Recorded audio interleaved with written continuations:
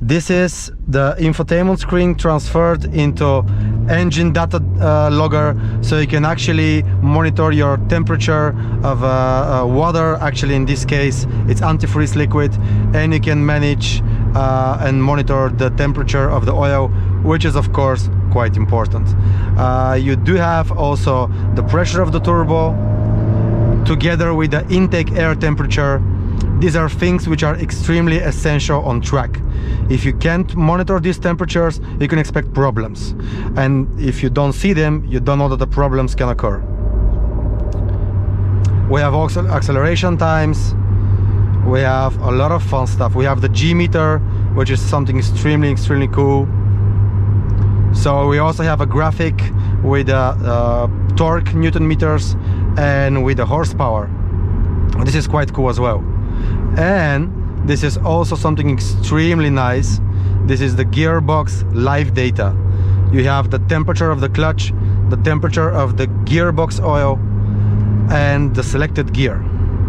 This is just amazing stuff. Renault has just done amazing job. And of course, a lap timer.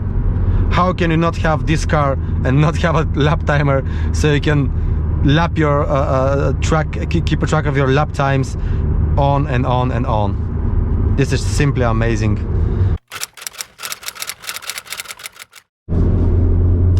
Now see, this is something also quite important. This being an extremely sporty oriented car, you would think, okay, city driving is probably horrible. Let me tell you something, it isn't. It's actually quite nice and quite good and quite comfortable. You can just put the gearbox on a last 7 gear and just cruise along. You don't have to put any effort.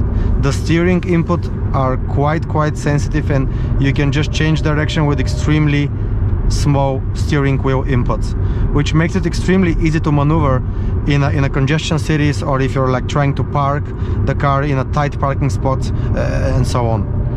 So driving this car in city conditions, it just feels as any other car, with of course small option, with a small hint that whenever you want, you can just go fast. So yeah, what else can I tell you guys? If you're in the market for a small mid-engine rear-wheel drive with automatic gearbox, you should consider this one, because I think also in terms of pricing, this car sits in a very comfortable area. I'm not sure about the pricing of this particular one, because it could have some extra option spec which are not included in the basic price, but I will put it in the post-production.